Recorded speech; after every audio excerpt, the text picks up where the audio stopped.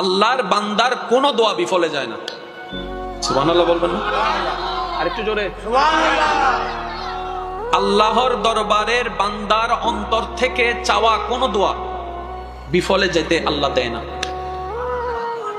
কিভাবে? আমরা যখন একটা জিনিস দিয়ে চাই, তখন আল্লাহ তাআলা হয়তো একই দোয়াটাকে অন্য জিনিস দিয়ে নিয়ামত দিয়ে ভরপুর করে দেন। হয়তো যেটা চাই তার চাইতে আরো বেটার এনে দেন। একটা কথা মনে রাখবেন, কোন বান্দার যদি দোয়া কবুল না হয়, হাসরের ময়দানে আল্লাহ তাআলা তার করা প্রত্যেকটি দোয়ার বিপরীতে তাকে নাজ নিয়ামত দিয়ে এমন ভাবে ভরপুর করে দিবেন, সেই ব্যক্তি ওই নিয়ামত পাওয়ার পরে জিজ্ঞেস করবে এই নিয়ামতের কারণ কি। ফেরেশতারা তাকে জানাবে যে তুমি দোয়া করেছো, তোমার দোয়া যেগুলো কবুল হয় নাই সবগুলো আল্লাহ পাক রহমত দিয়ে সেভ করে রেখেছেন, সংরক্ষণ করে রেখেছেন।